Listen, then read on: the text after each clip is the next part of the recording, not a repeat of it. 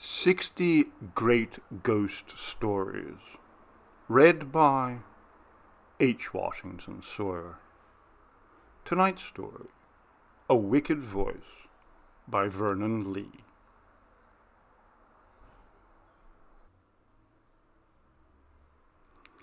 To M.W., in remembrance of the last song at the Palazzo Barbaro, Chi ha inteso, intenda.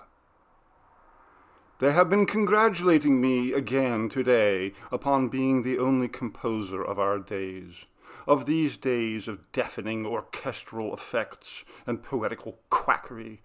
Who has despised the newfangled nonsense of Wagner, returned boldly to the traditions of Handel and Gluck and the divine Mozart, to the supremacy of melody and the respect of the human voice? O cursed human voice, violin of flesh and blood, fashioned with the subtle tools, the cunning hands of Satan. O execrable art of singing, have you not wrought mischief enough in the past, degrading so much noble genius, corrupting the purity of Mozart, reducing Handel to the writer of high-class singing exercises, and defrauding the world of the only inspiration worthy of Sophocles and Euripides, the poetry of the great poet Gluck?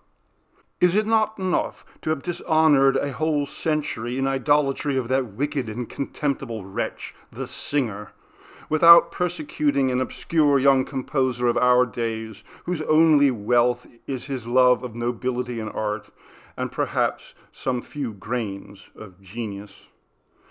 And then they compliment me upon the perfection with which I imitate the style of the great dead masters, or ask me very seriously whether, even if I could gain over the modern public to this bygone style of music, I could hope to find singers to perform it.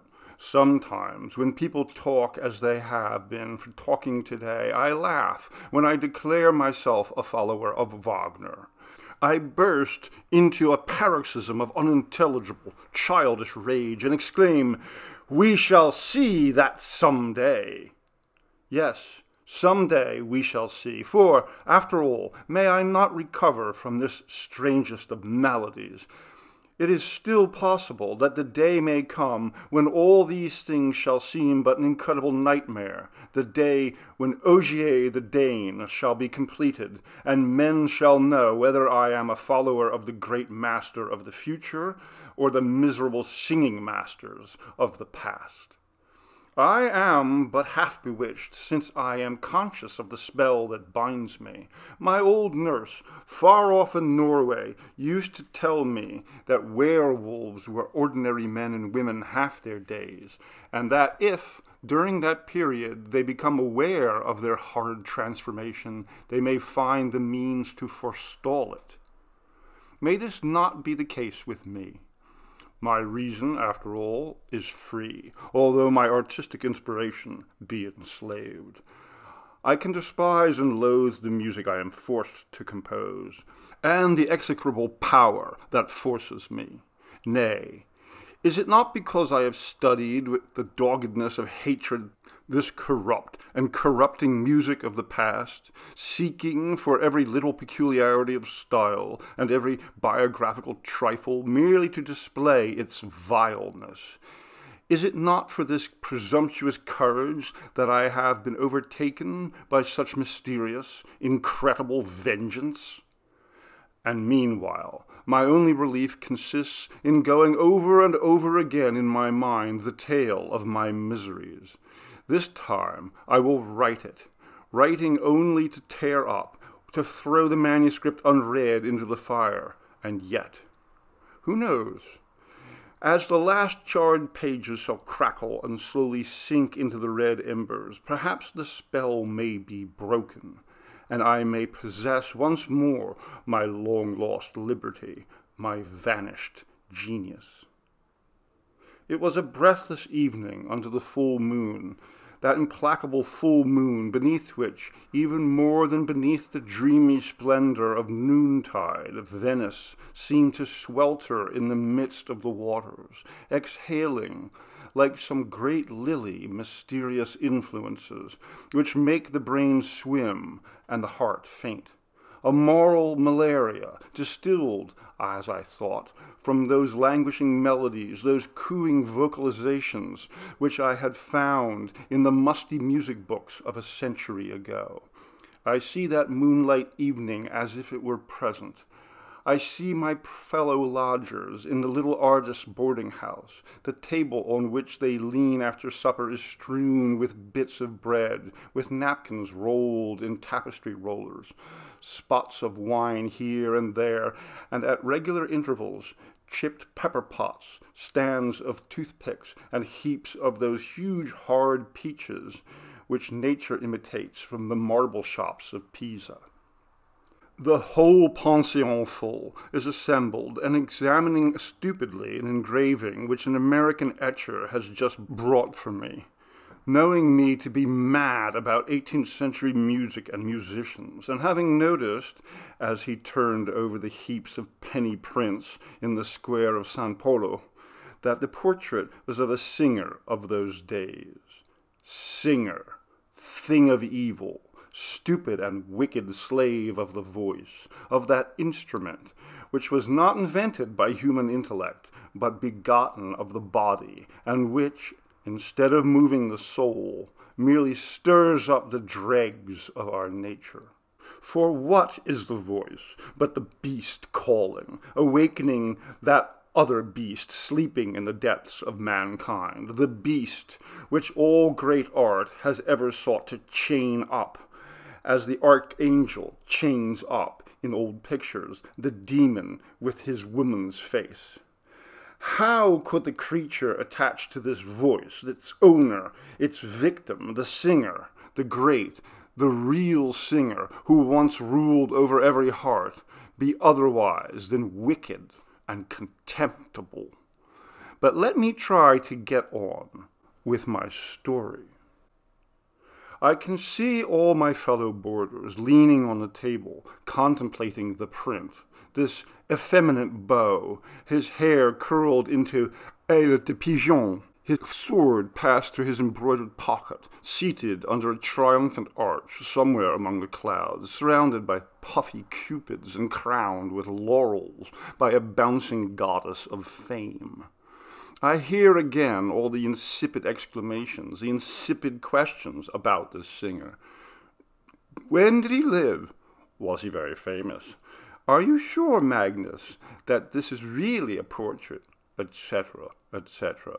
And I hear my own voice, as if it in the far distant, giving them all sorts of information, biographical and critical, out of a battered little volume called The Theatre of Musical Glory, or Opinions upon the Most Famous Chapel Masters and Virtuosi of this Century, by Father Prostoscimo Sabatelli, Barnolite, Professor of Eloquence at the College of Modena, and member of the Arcadian Academy, under the pastoral name of Evander Lidibien, Venice, 1785, with the approbation of the superiors. I tell them all how this singer, this Balthazar Cesari, was nicknamed Zaffarino because of a sapphire engraved with cabalistic signs presented to him one evening by a masked stranger, in whom wise folk recognized the great cultivator of the human voice, the devil.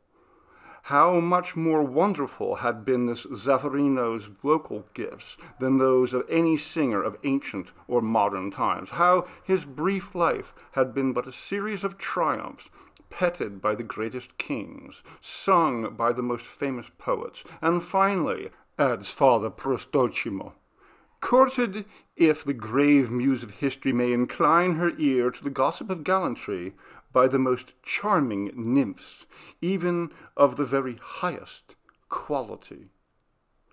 My friends glance once more at the engraving.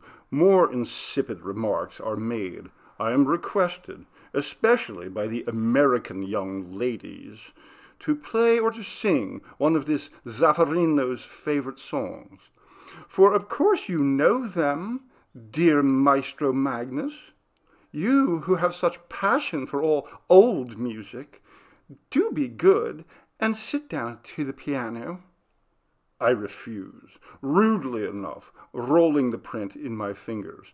How fearful this cursed heat, these cursed moonlit nights must have unstrung me. This Venice would certainly kill me in the long run. Why, the sight of this idiotic engraving, the mere name of that coxcomb of a singer, have made my heart beat and my limbs turn to water, like a lovesick hobbledehoy. After my gruff refusal, the company begins to disperse. They prepare to go out. Some to have a row on the lagoon, others to saunter before the cafes of St. Mark's. Family discussions arise, gruntings of fathers, murmurs of mothers, peals of laughter from young girls and young men, and the moon, pouring in by the wide-open windows, turns this old palace ballroom, nowadays an inn dining room, into a lagoon, scintillating, undulating, like the other lagoon, the real one, which stretches out yonder, furrowed by invisible gondolas, betrayed by the red prow lights. At last, the whole lot of them are on the move. I shall be able to get some quiet in my room, to work a little on my opera, Ogier the Dane. But no! Conversation revives, and, of all things, about that singer, that Zaffarino, whose absurd portrait I am crunching in my fingers. The principal speaker is Count Alvise, an old Venetian with dyed whiskers, a great check tie, fastened with 2 pins and a chain, a threadbare patrician who is dying to secure for his lanky son that pretty American girl, whose mother is intoxicated by all those mooning anecdotes of the past glories of Venice in general, and of his illustrious family in particular. Why, in heaven's name, must he pitch upon Zaffarino for his mooning, this old duffer of a patrician?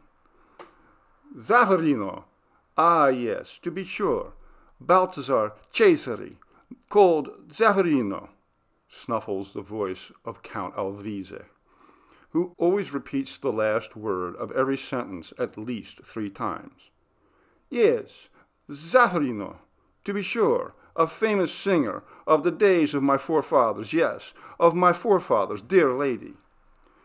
Then a lot of rubbish about the former greatness of Venice, the glories of old music, the former conservatoires, all mixed up with anecdotes of Rossini and Donizetti, who he pretends to have known intimately. Finally, a story, of course, containing plenty about his illustrious family.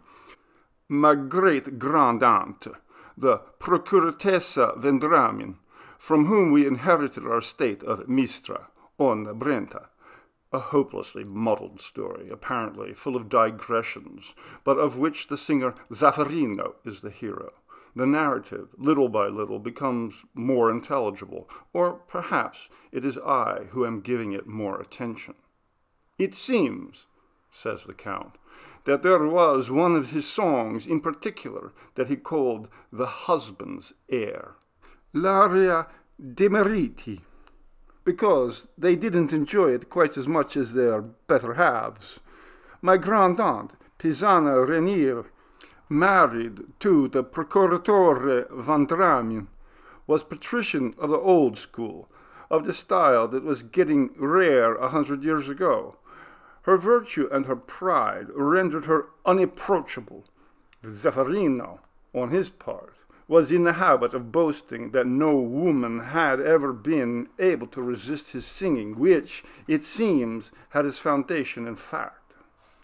The ideal changes, my dear lady. The ideal changes a good deal from one century to another, and that his first song could make any woman turn pale and lower her eyes, the second make her madly in love, while the third song could kill her off on the spot, kill her for love. There, under his very eyes, if he only felt inclined. My grand-aunt Van Dramen laughed when the story was told her, refused to go to hear this insolent dog, and added that it might be quite possible that by the aid of spells and infernal pacts to kill a gentile donna, but as to making her fall in love with a lackey, never. This answer was naturally reported to Zaffarino, who piqued himself upon always getting the better of anyone who was wanting in deference to his voice. Like the ancient Romans, parcere subjectis et indebellare superbos. You American ladies, who are so learned, will appreciate this little quotation from the divine Virgil. While seeming to avoid the Courtessa Van Dramen, Zaffarino took the opportunity one evening at a large assembly to sing in her presence. He sang and sang and sang until the poor Grand-aunt Pisano fell ill for love. The most skillful physicians were unable to explain the mysterious malady which was visibly killing the poor young lady, and the Procuratore Van Dramen applied in vain to the most venerated Madonnas, and vainly promised an altar of silver and massive gold candlesticks to Saints Cosimas and Damayan, patrons of the art of healing. At last, the brother-in-law of the Courtessa, Monsignor Armaro Van Dramen, patriarch of Aquileia, a prelate famous for the sanctity of his life, obtained in a vision of Saint Justina, for whom he entertained a particular devotion, the information that the only thing which would benefit the strange illness of his sister-in-law was the voice of Zaffarino. Take notice that my poor grand-aunt had never condescended to such a revelation. The procuratore was enchanted at this happy solution, and his lordship, the patriarch, went to see Zaffarino in person, and carried him in his own coach to the Villa da Mistra, where the procuratessa was residing.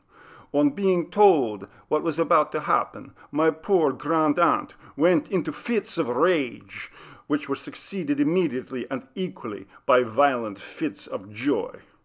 However, she never forgot what was due to her great position. Although sick almost to death, she had herself arrayed with the greatest pomp, caused her face to be painted, and put on all her diamonds. It would seem as if she were anxious to affirm her full dignity before this singer. Accordingly, she received Zaffarino reclining on a sofa which had been placed in the great ballroom of the Villa da Mistra, and beneath the princely canopy of the Van Dramens, who had intermarried with the house of Mantua, possessed imperial fiefs, and were princes of the Holy Roman Empire. Zaffarino saluted her with the most profound respect, but not a word passed between them. Only the singer inquired of the procuratore whether the illustrious lady had received the sacraments of the church. Being told that the procuratessa had herself asked to be given extreme unction from the hands of her brother-in-law, he declared his readiness to obey the orders of his excellency, and sat down at once to the harpsichord. Never had he sung so divinely. At the end of the first song, the procuratessa Van Dramen was already revived most extraordinarily. By the end of the second, she appeared entirely cured and beaming with beauty and happiness. But at the third air, the aria dei mariti, no doubt, she began to change frightfully. She gave a dreadful cry and fell into the convulsions of death. In a quarter of an hour she was dead. Zaffarino did not wait to see her die. Having finished his song, he withdrew instantly, and took post-horses and traveled day and night as far as Munich. People remarked that he had presented himself at Mistra dressed in mourning, although he had mentioned no death among his relatives. Also, that he had prepared everything for his departure, as if fearing the wrath of so powerful a family. Then There was also the extraordinary question he had asked before the beginning to sing, about the picurtesa having confessed and received extreme unction. No, thanks, my dear lady, no cigarettes for me. But if it does not distress you or your charming daughter, I may humbly beg permission to smoke a cigar. And Count Alvise, enchanted with his talent for narrative, and sure of having secured for his son the heart and the dollars of his fair audience, proceeds to light a candle, and at the candle one of those long, black Italian cigars which require preliminary disinfection before smoking. If this state of things goes on, I shall have to ask the doctor for a bottle. This ridiculous beating of my heart and disgusting cold perspiration having increased steadily during Count Alvise's narrative.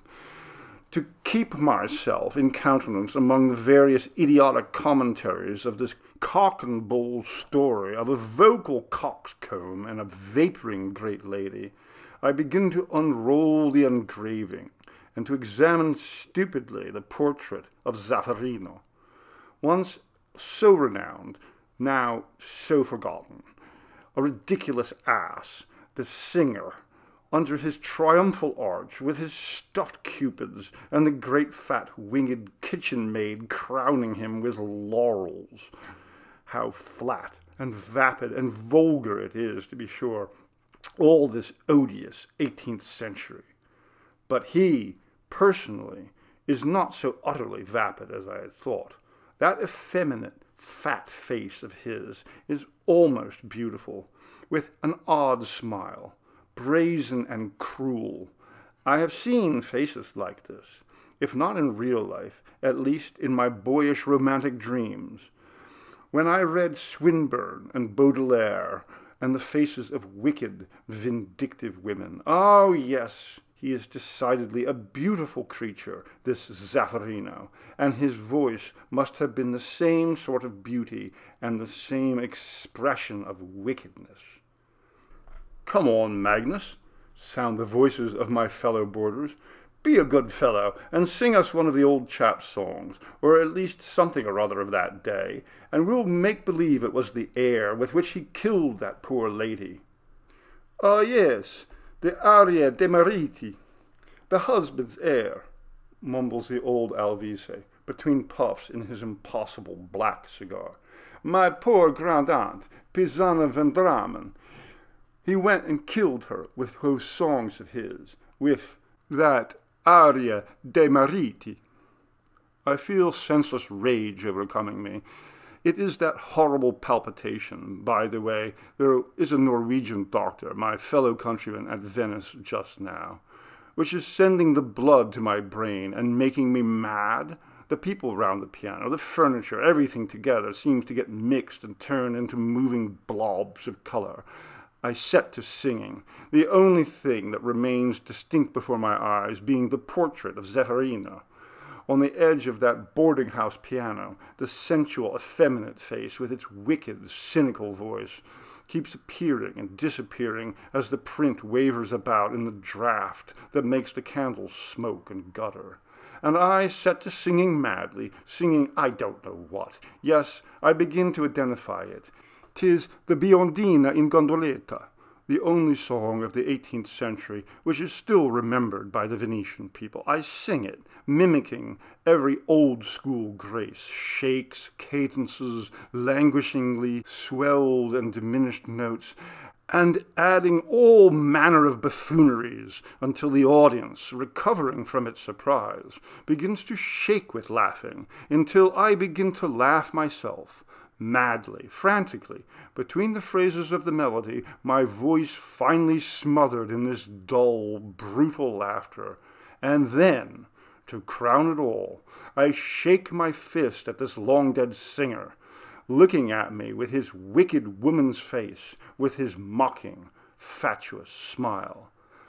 Ah, you would like to be revenged on me also, I exclaim. You would like me to write you nice roulades and flourishes, another nice aria dei mariti, my fine Zaffarino. That night I dreamed a very strange dream. Even in the big half-furnished room, the heat and closeness were stifling. The air seemed laden with the scent of all manner of white flowers, faint and heavy in their intolerable sweetness. Tuberoses, gardenias, and jasmines drooping, I know not where, in neglected vases. The moonlight had transformed the marble floor around me into a shallow, shining pool. On account of the heat, I had exchanged my bed for a big old-fashioned sofa of light wood, painted with big nosegays and sprigs, like an old silk, and I lay there, not attempting to sleep, and letting my thoughts go vaguely to my opera, Ogier, the Dane, of which I had long finished writing the words, and for whose music I had hoped to find some inspiration in this strange Venice, floating, as it were, in the stagnant lagoon of the past. But Venice had merely put my ideas into hopeless confusion. It was as if there rose out of its shallow waters a miasma of long-dead melodies, which sickened but intoxicated my soul. I lay on my sofa, watching the pool of whitish light, which rose higher and higher, little trickles of light meeting it here and there, whenever the moon's rays struck upon some polished surface, while huge shadows waved to and fro in the draught of the open balcony. I went over and over that old Norse story, how the paladin Ogier was one of the knights of Charlemagne, was decoyed during his homeward wanderings from the Holy Land by the arts of an enchantress, the same who once held in bondage the great Emperor Caesar, and had given him King Oberon for a son. How Ogier had tarried in that island only one day and one night, and yet, when he came home to his kingdom, he found all changed, his friends dead, his family dethroned, not a man who knew his face, until at last, driven hither and thither like a beggar, a poor minstrel had taken compassion on his sufferings and given him all he could give, a song, the song of the prowess of a hero dead for hundreds of years, the paladin Ogier the Dane. The story of Ogier ran into a dream, as vivid as my waking thoughts had been vague. I was looking no longer at the pool of moonlight spreading round my couch, with its trickles of light and looming, waving shadows, but the frescoed walls of a great saloon. It was not, as I recognized in a second, the dining room of that Venetian palace, now turned into a boarding house. It was a far larger room, a real ballroom, almost circular in its octagon shape, with 8 huge white doors surrounded by stucco moldings, and, high on the vault of the ceiling, 8 little galleries or recesses like boxes at a theater, intended no doubt for musicians and spectators. The place was imperfectly lighted by only one of 8 chandeliers, which revolved slowly, like huge spiders, each on its long cord. But the light struck upon the gilt stuccos opposite me, and on the large expanse of fresco, the sacrifice of Iphigenia, with Agamemnon and Achilles in Roman helmets, lappets, and knee breeches. It discovered also one of the oil panels let into the moldings of the roof, a goddess in lemon and lilac draperies, foreshortened over a great green peacock. Round the room, where the light reached, I could make out big yellow satin sofas and heavy gilded consoles. In the shadow of a corner was what looked like a piano, and farther in the shade of one of those big canopies which decorate the anterooms of Roman palaces. I looked about me, wondering where I was. A heavy, sweet smell reminded me of the flavor of a peach filled the place. Little by little I began to perceive sounds, little, sharp, metallic, detached notes, like those of a mandolin. And there was united to them a voice, very low and sweet, almost a whisper, which grew and grew and grew, until the whole place was filled with that exquisite vibrating note of a strange, exotic, unique quality. The note went on, swelling and swelling. Suddenly there was a horrible, piercing shriek, and the thud of the body on the floor, and all manner of smothered exclamations. There, close by the canopy, a light suddenly appeared, and I could see, among the dark figures moving to and fro in the room, a woman lying on the ground, surrounded by other women.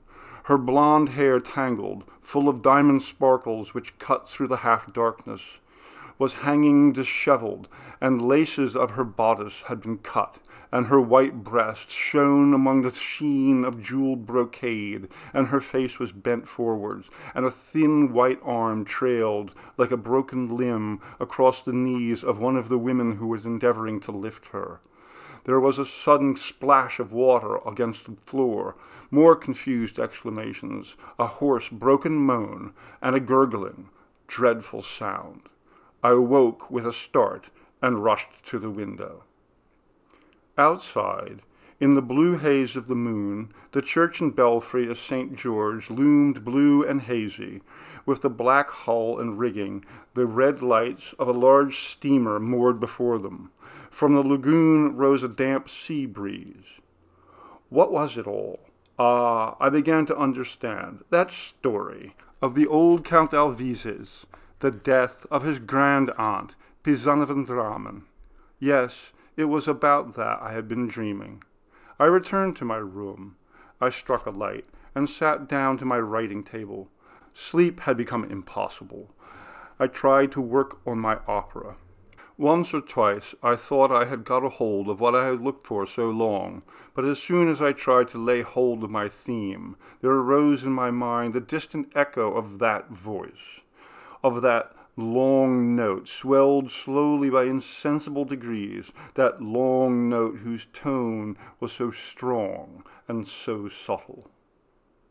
There are in the life of an artist moments when, still unable to seize his own inspiration, or even clearly to discern it, he becomes aware of the approach of that long invoked idea. A mingled joy and terror warn him that before another day, another hour have passed, the inspiration shall have crossed the threshold of his soul and flooded it with its rapture. All day I had felt the need of isolation and quiet, and at nightfall I went for a row on the most solitary part of the lagoon. All things seemed to tell that I was going to meet my inspiration, and I awaited its coming as a lover awaits his beloved. I had stopped my gondola for a moment, and as I gently swayed to and fro in the water, all paved with moonbeams, it seemed to me that I was on the confines of an imaginary world. It lay close at hand, enveloped in luminous, pale blue mist, through which the moon had cut a wide and glistening path. Out to sea, the little islands, like moored black boats, only accentuated the solitude of this region of moonbeams and wavelets, while the hum of the insects in orchards hard by merely added to the impression of untroubled silence. On some such seas, I thought, must the paladin Ogier have sailed when about to discover that during that sleep at the enchantress's knees centuries had elapsed and the heroic world had set, and the kingdom of prose had come. While my gondola rocked stationary on that sea of moonbeams, I pondered over the twilight of the heroic world. In the soft rattle of the water on the hull, I seemed to hear the rattle of all that armor, all those swords swinging rusty on the walls, neglected by the degenerate sons of the great champions of old. I had long been in search of a theme which I called the theme of the prowess of Ogier. It was to appear from time to time in the course of my opera, to develop at last into that song of the minstrel which reveals to the hero that he is one of the long-dead world. And at this moment I seemed to feel the presence of that theme, yet in an instant my mind would be overwhelmed by that savage music, heroic, funereal. Suddenly there came across the lagoon, cleaving, checkering, and fretting the silence with a lacework of sound, even as the moon was fretting and cleaving the water, a ripple of music, a voice breaking itself into a shower of little scales and cadences and trills. I sank back upon my cushions. The vision of heroic days had vanished, and before my closed eyes there seemed to dance multitudes of little stars of light, chasing and interlacing like those sudden vocalizations. "To shore! Quick!" I cried to the gondolier. But the sounds had ceased, and there came from the orchards, with their mulberry trees glistening in the moonlight, and their black swaying cypress plumes, nothing save the confused hum, the monotonous chirp of the crickets. I looked around me. On one side empty dunes, orchards, and meadows, without house or steeple. On the other, the blue and misty sea, empty to where distant islets were profiled in black on the horizon. A faintness overcame me, and I felt myself dissolve. For all of a sudden a second ripple of voice swept over the lagoon, a shower of little notes, which seemed to form a little mocking laugh. Then again all was still. This silence lasted so long that I fell once more to meditating on my opera. I lay in wait once more for the half-caught theme. But no, it was not that theme for which I was waiting and watching with bated breath. I realized my delusion when, on rounding the point of the Giudecca, a murmur of the voice arose from the midst of the waters, a thread of sound slender as a moonbeam, scarce audible, but exquisite, which expanded slowly, insensibly, taking volume and body, taking flesh almost and fire, an ineffable quality, full, passionate, but veiled, as it were, in the subtle downy wrapper.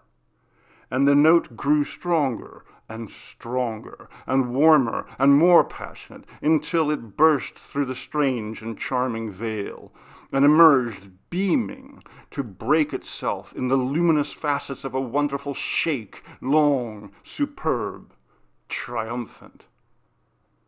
There was a dead silence. "Row to St. Mark's!" I exclaimed. "Quick!" The gondola glided through the long, glittering track of moonbeams and rent the great band of yellow, reflected light, mirroring the cupolas of St. Mark's, and the lace-like pinnacles of the palace, and the slender pink belfry, which rose from the lit-up water to the pale and bluish evening sky. In the larger of the two squares, the military band was blaring through the last spirals of a crescendo of Rossini. The crowd was dispersing in this great open-air ballroom, and the sounds arose which invariably follow upon out-of-door music. A clatter of spoons and glasses, a rustle and grating of frocks and of chairs, and the click of scabbards on the pavement. I pushed my way among the fashionable youths contemplating the ladies while sucking the knobs of their sticks, through the serried ranks of respectable families, marching arm in arm with their white-frocked young ladies close in front. I took a seat before Florian's, among the customers stretching themselves before departing, and the waiters hurrying to and fro, clattering their empty cups and trays. Two imitation Neapolitans were slipping their guitar and violin under their arms, ready to leave the place. "Stop!"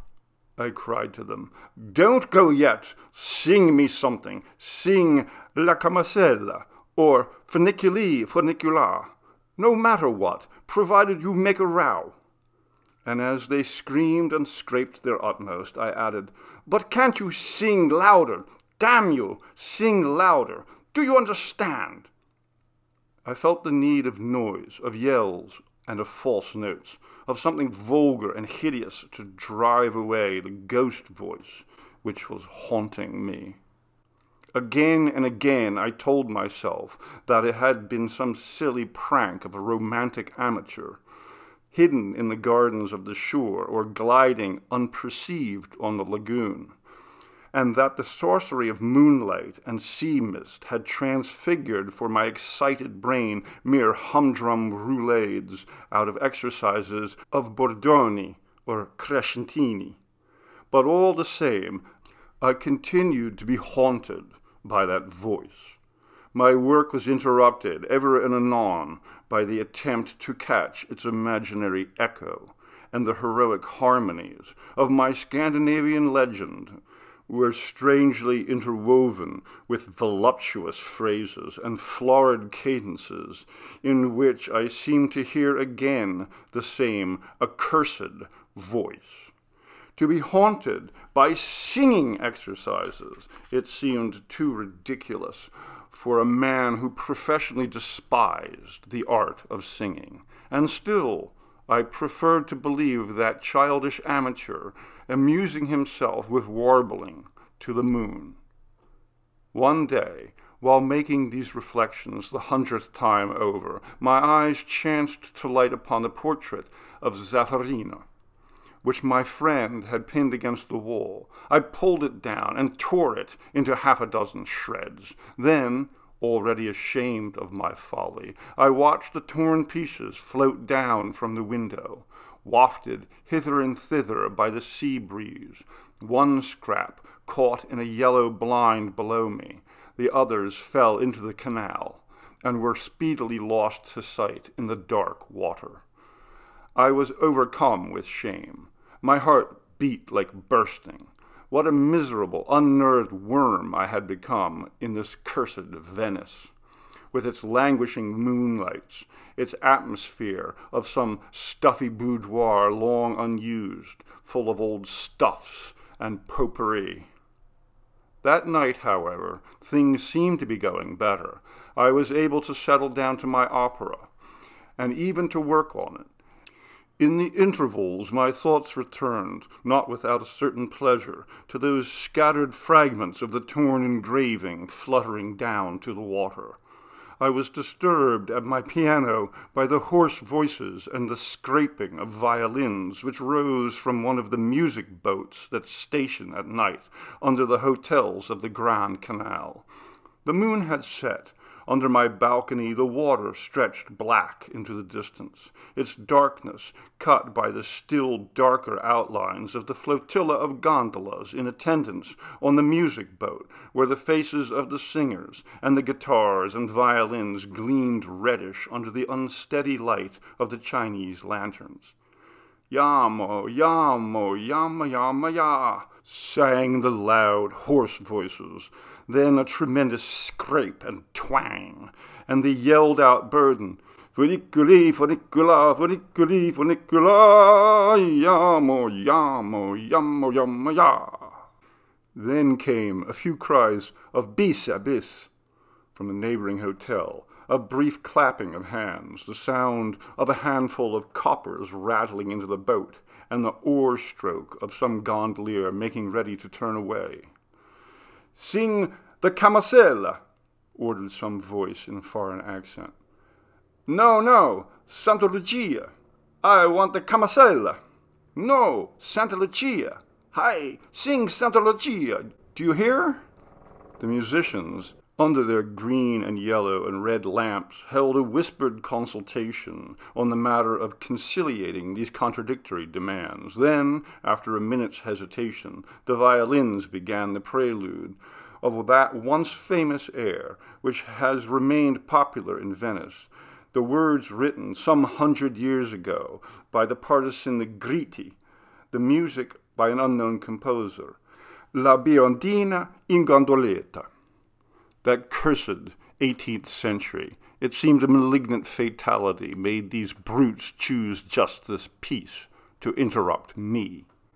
At last the long prelude came to an end, and above the cracked guitars and squeaking fiddles there rose, not the expected nasal chorus, but a single voice singing below its breath. My arteries throbbed. How well I knew that voice. It was singing, as I have said, below its breath, yet nonetheless it sufficed to fill all that reach of the canal with its strange quality of tone, exquisite, far-fetched. There were long, drawn-out notes of intense but peculiar sweetness, a man's voice which had much of a woman's, but more even of a chorister's. But a chorister's voice without its limpidity and innocence. Its youthfulness was veiled, muffled, as it were, in a sort of downy vagueness, as if a passion of tears withheld. There was a burst of applause, and the old palaces re-echoed with the clapping. "Bravo! Bravo! Thank you, thank you. Sing again, please. Please sing again. Who can it be?" Then a bumping of hulls, a splashing of oars, and the oaths of gondoliers trying to push each other away, as the red prow lamps of the gondolas pressed around the gaily lit singing boat. But no one stirred on board. It was to none of them that this applause was due, and while everyone pressed on and clapped and vociferated, one little red prow lamp dropped away from the fleet. For a moment a single gondola stood forth black upon the black water, and then was lost in the night. For several days the mysterious singer was the universal topic. The people of the music boat swore that no one besides themselves had been on board, and that they knew as little as ourselves about the owner of the voice. The gondoliers, despite their descent from the spies of the old republic, were equally unable to furnish any clue. No musical celebrity was known or suspected to be at Venice, and everyone agreed that such a singer must be a European celebrity. The strangest thing in this strange business was that even among the learned in music there was no agreement on the subject of this voice. It was called by all sorts of names and described by all manner of incongruous adjectives.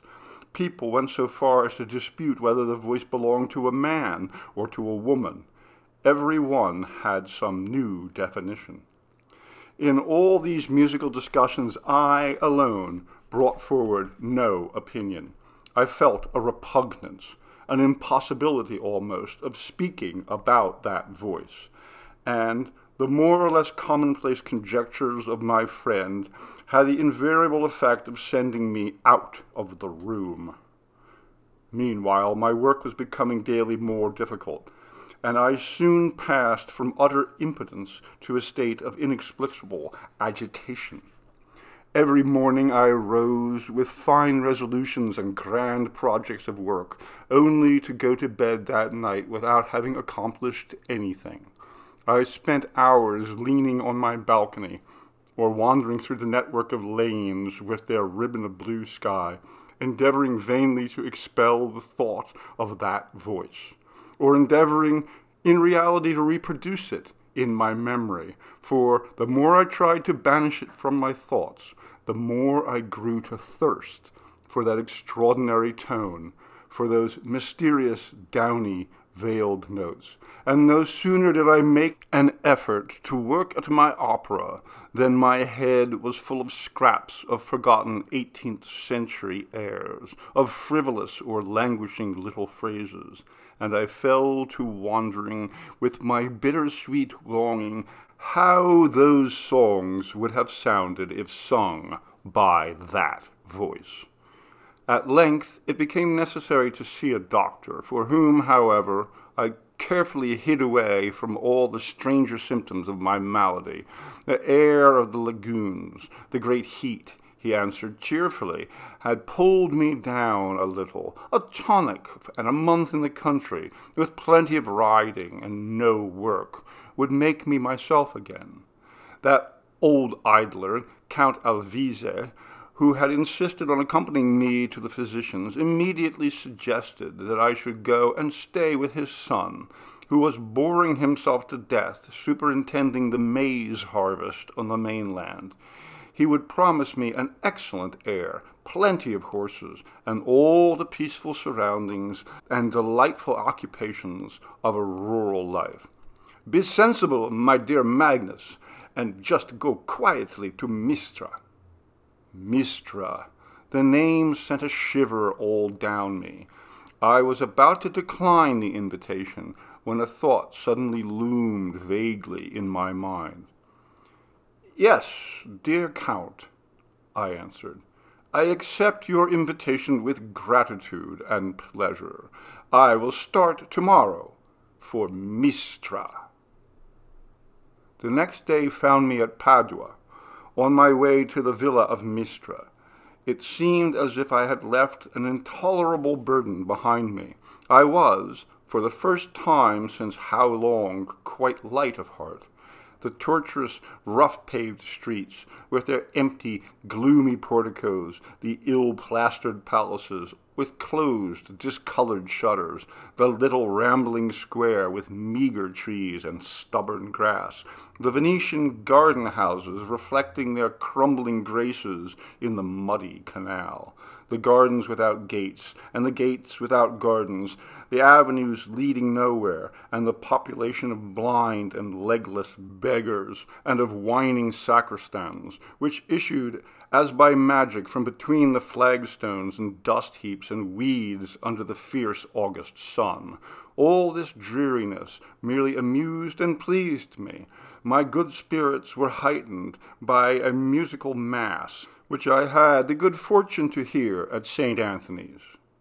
Never in all my days had I heard anything comparable, although Italy affords many strange things in the way of sacred music.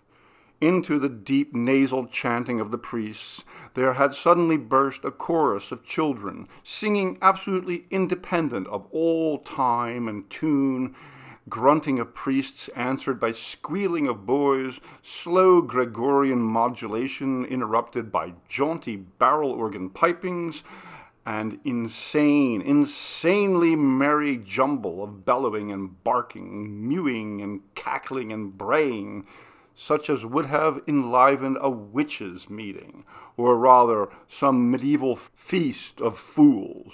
And, to make the grotesqueness of such music still more fantastic and Hoffman-like, there was, besides, the magnificence of the piles of sculptured marbles and gilded bronzes, the tradition of the musical splendor for which St. Anthony's had been famous in days gone by. I had read in old travels, Lalande and Burney, that the Republic of St. Mark had squandered immense sums not merely on the monuments and decoration, but on the musical establishment of its great cathedral of terra firma. In the midst of this ineffable concert of impossible voices and instruments, I tried to imagine the voice of Guadagni, the soprano for whom Gluck had written Che farò senza Euridice, and the fiddle of Tartini, that Tartini with whom the devil had once made music. And the delight in anything so absolutely, barbarously, grotesquely, fantastically incongruous as such a performance in such a place was heightened by a sense of profanation. Such were the successors of those wonderful musicians of that hated 18th century. The whole thing had delighted me so much, so very much more than the most faultless performance could have done, that I determined to enjoy it once more, and towards vesper time, after a cheerful dinner with 2 bagmen at the Inn of the Golden Star, and a pipe over the rough sketch of a possible cantata upon the music which the devil made for Tartini, I turned my steps once more towards St. Anthony's. The bells were ringing for sunset, and a muffled sound of organs seemed to issue from the huge, solitary church. I pushed my way under the heavy leathern curtain, expectant to be greeted by the grotesque performance of that morning. I proved mistaken. Vespers must long have been over. A smell of stale incense, a crypt-like damp, filled my mouth, It was already night in the vast cathedral. Out of the darkness glimmered the votive lamps of the chapels, throwing wavering lights upon the red-polished marble, the gilded railing, the chandeliers, and placketing with yellow the muscles of some sculptured figure. In a corner a burning taper put a halo about the head of a priest, burnishing his shining bald skull, his white surplice, and the open book before him. "Amen," he chanted. The book was closed with a snap, and the light moved up the apse. Some dark figures of women rose from their knees and passed quickly towards the door. A man saying his prayers before a chapel also got up, making a great clatter of dropping his stick. The church was empty, and I expecting every minute to be turned out by the sacristan making his evening round to close the doors. I was leaning against a pillar, looking into the grayness of the great arches, while the organ suddenly burst out in a series of chords, rolling through the echoes of the church. It seemed to be the conclusion of some service, and above the organ rose the notes of a voice, high, soft, enveloping in a kind of drowsiness, like a cloud of incense, which ran through the mazes of a long cadence. The voice dropped into silence. With two thundering chords, the organ closed in. All was silent. For a moment I stood leaning against one of the pillars of the nave. My hair was clammy, my knees sank beneath me. An enervating heat spread through my body. I tried to breathe more largely, to suck in the sounds with the incense-laden air. I was supremely happy, yet as if I were dying. Then suddenly a chill ran through me, and with a vague panic, I turned away and hurried out into the open. The evening sky lay pure and blue along the jagged line of roofs, and the bats and swallows were reeling about. From the belfries all around, half drowned by the deep bell of St. Anthony's, jangled the peal of Ave Maria. "You really don't seem well," young Count Alvise had said the previous evening, as he welcomed me, in the light of a lantern held by a peasant, to the weedy back garden of the villa of Mistra. Everything had seemed to me like a dream, the jingle of the horses' bells driving in the dark from Padua, as the lanterns swept the acacia hedges with their wide yellow light, the grating of the wheels on the gravel, the supper table illumined by a single petroleum lamp for fear of attracting mosquitoes, where a broken old lackey in an old stable jacket handed round the dishes among the fumes of onion. Alvisa's fat mother gabbling dialect in a shrill, benevolent voice behind the bullfights on her fan. The unshaven village priest, perpetually fidgeting with his glass and foot, and sticking one shoulder up above the other. And now, in the afternoon, I felt as if I had been in this long, rambling, tumbled-down villa of Mistra. A villa 3/4 of which was given up to the storage of grain and garden tools, or to the exercise of rats, mice, scorpions, and centipedes, all my life, as if I had always sat there in Count Alvise's study among the pile of undusted books on agriculture, the sheaves of accounts, the samples of grain and silkworm seed, the ink stains and the cigar ends, as if I had never heard of anything save the cereal basis of Italian agriculture, the diseases of maize, the peronospora of the vine, the breeds of bullocks, and the iniquities of farm laborers, with the blue cones of the Euganean hills closing in the green shimmer of plain outside the window. After an early dinner, again with the screaming gabble of the fat old countess, the fidgeting and shoulder-raising of the unshaven priest, the smell of fried oil and stewed onions, Count Elvise made me get into the cart beside him and whirled me along among clouds of dust between the endless glister of poplars, acacias, and maples to one of his farms. In the burning sun, some 20 or 30 girls in colored skirts, laced bodices, and big straw hats were threshing the maize on a big red brick threshing floor, while others were winnowing the grain in great sieves. Young Elvise III, the old one, was Elvise II. Everyone is Elvise, that is to say, Louis, in that family. The name is on the house, the carts, the barrows, the very pails.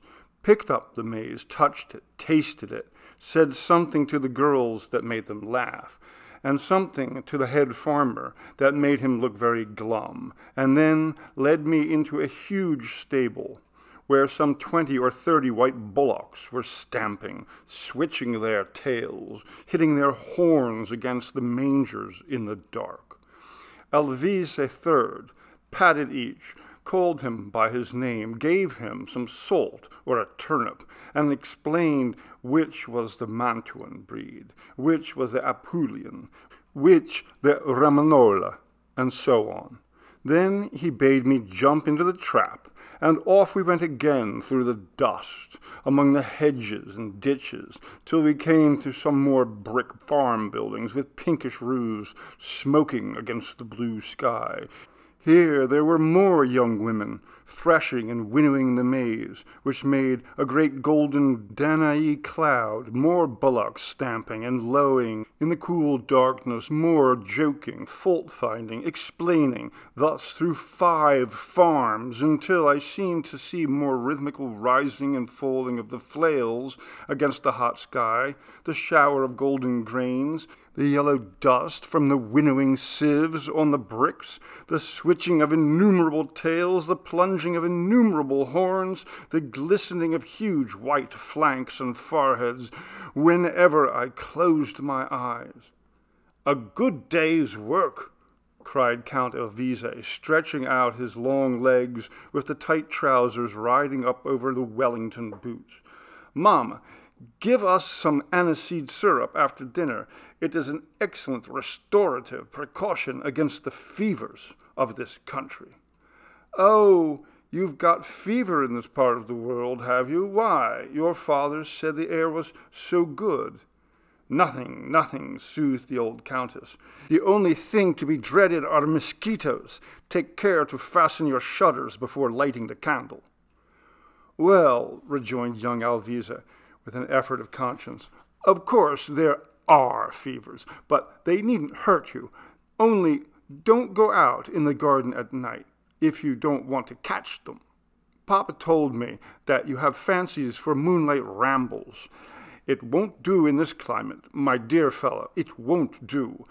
If you must stalk about at night, being a genius, take a turn inside the house, and you can get quite exercise enough." After dinner, the aniseed syrup was produced, together with brandy and cigars, and they all sat in the long, narrow, half-furnished room on the first floor, old countess knitting a garment of uncertain shape and destination, the priest reading out the newspaper, Count Elvise puffing on his long, crooked cigar, and pulling the ears of a long, lean dog with a suspicion of mange and a stiff eye. From the dark garden outside rose the hum and whir of countless insects, and the smell of the grapes which hung black against the starlit blue sky on the trellis. I went to the balcony. The garden lay dark beneath. Against the twinkling horizon stood out the tall poplars. There was the sharp cry of an owl, the barking of a dog, a sudden whiff of warm, enervating perfume. A perfume that made me think of the taste of certain peaches, suggested white, thick, wax-like petals.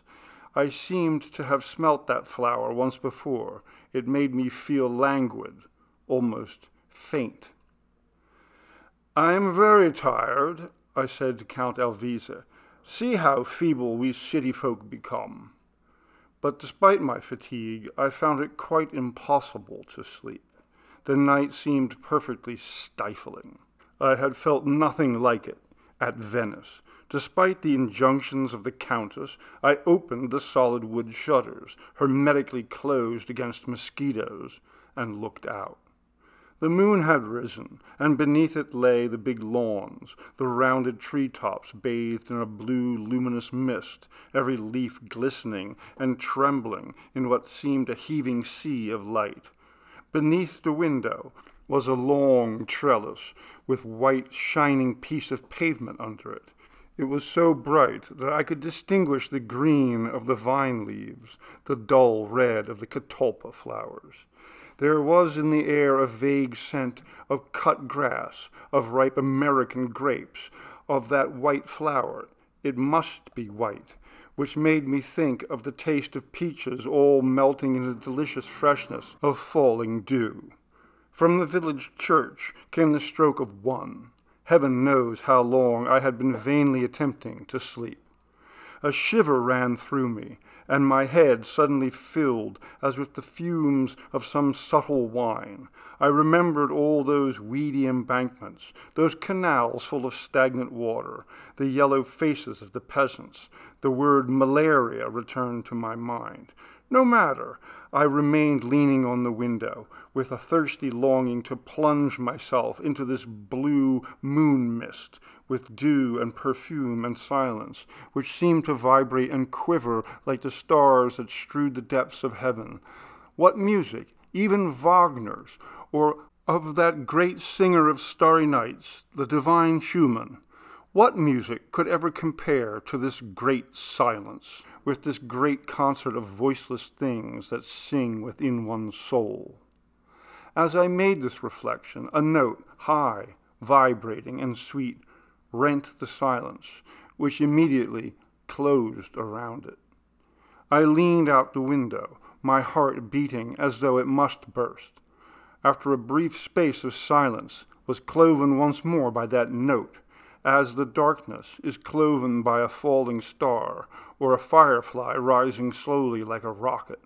But this time it was plain that the voice did not come, as I had imagined, from the garden, but from the house itself, from some corner of this rambling old villa of Mistra. Mistra, Mistra. The name rang in my ears, and I began at length to grasp its significance, which seems to have escaped me till then. Yes, I said to myself, it is quite natural. And with this odd impression of naturalness was mixed a feverish, impatient pleasure. It was as if I had come to Mistra on purpose, and that I was about to meet the object of my long and weary hopes.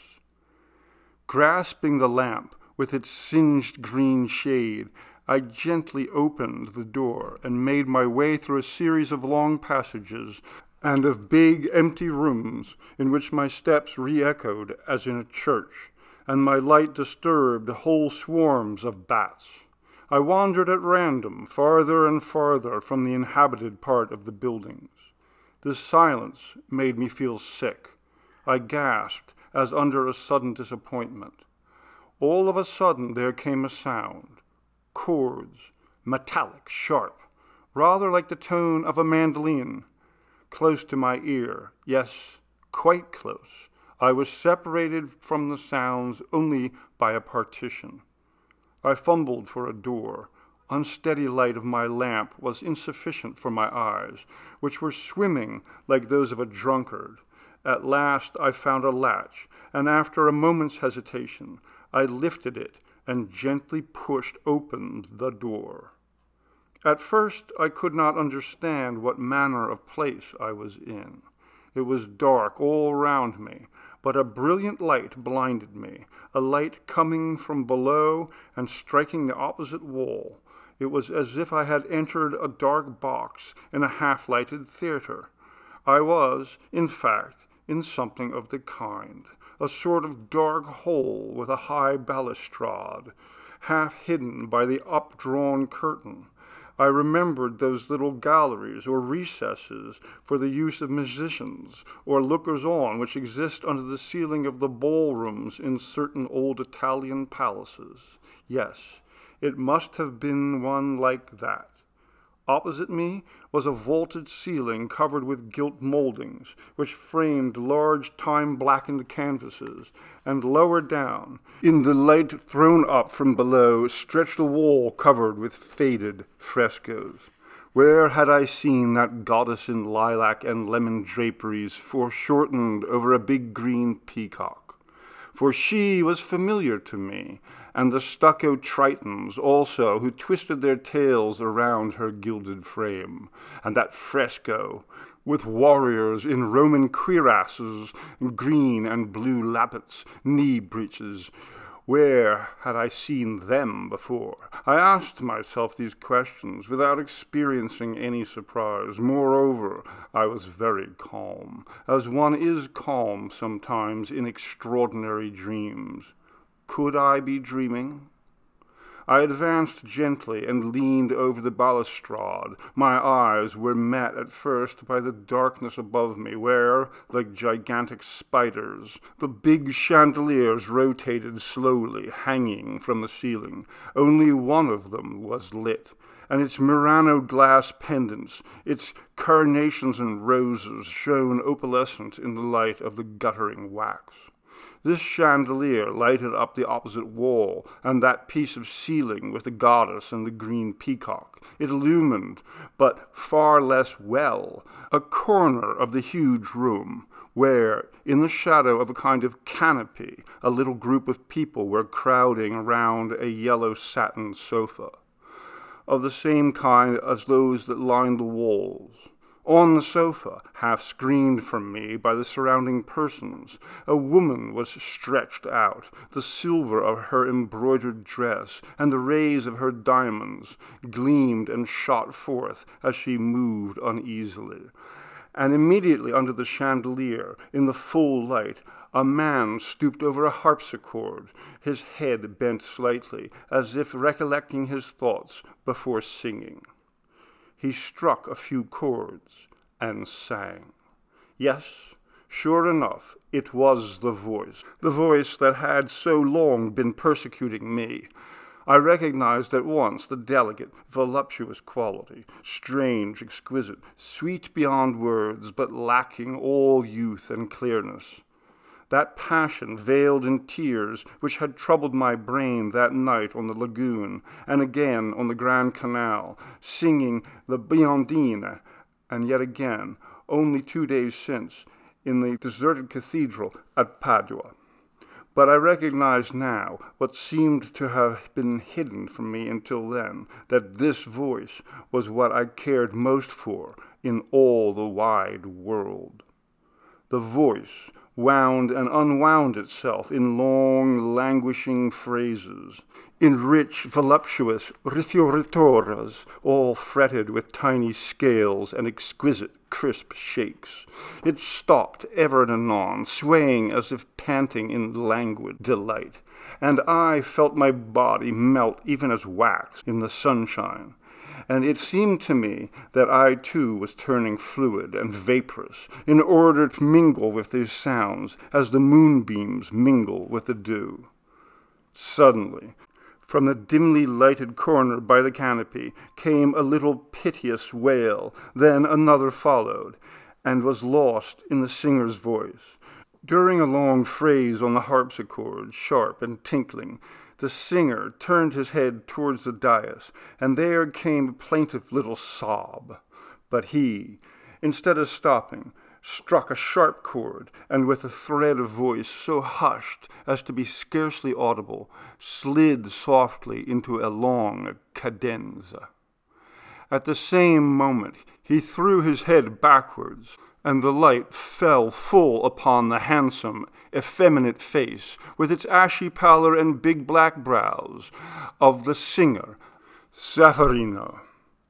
At the sight of that face, sensual and sullen, of that smile which was cruel and mocking, like a bad woman's, I understood, I knew not why, by what process, that his singing must be cut short, that the accursed phrase must never be finished. I understood that I was before an assassin, that he was killing this woman, and killing me also, with his wicked voice. I rushed down the narrow stair which led down from the box, pursued, as it were, by the exquisite voice, swelling by insensible degrees. I flung myself on the door, which must be that of the big saloon. I could see its light between the panels. I bruised my hands in trying to wrench the latch. The door was fastened tight.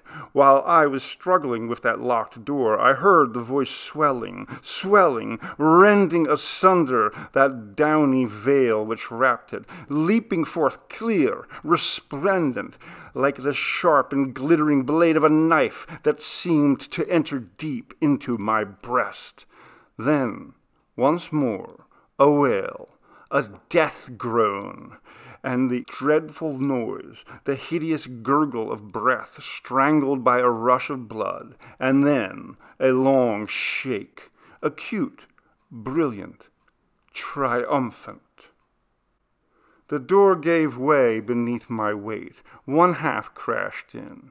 I entered. I was blinded by a flood of blue moonlight. It poured in through 4 great windows, peaceful and diaphanous, a pale blue mist of moonlight, and turned the huge room into a kind of submarine cave, paved with moonbeams, full of shimmers, of pools of moonlight.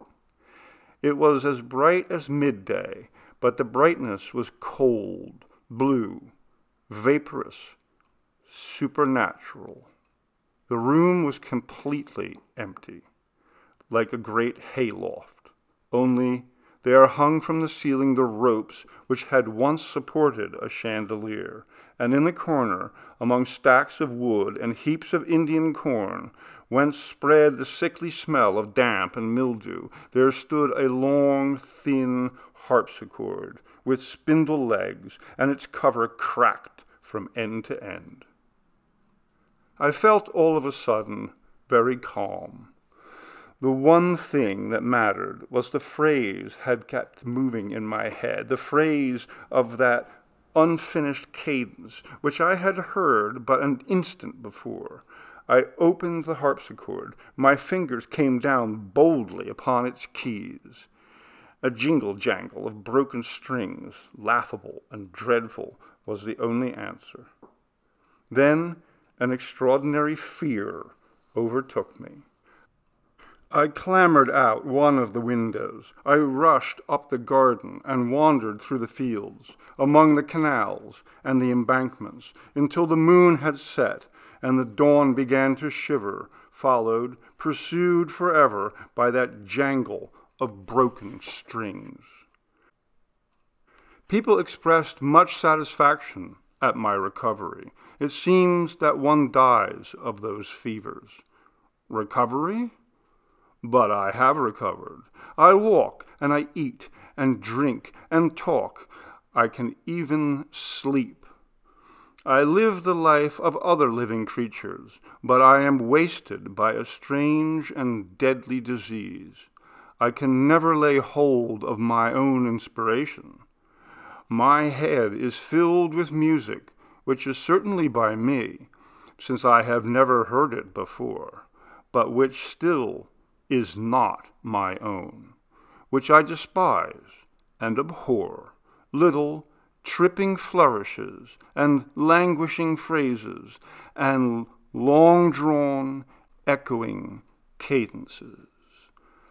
O wicked, wicked voice, violin of flesh and blood, made by the evil one's hands, may I not even execrate thee in peace? But is it necessary that, at the moment when I curse, the longing to hear thee again should parch my soul like hell thirst? And since I have satiated thy lust for revenge, since thou hast withered my life and withered my genius, is it not time for pity? May I not hear one note only one note of thine, O singer, O wicked and contemptible wretch.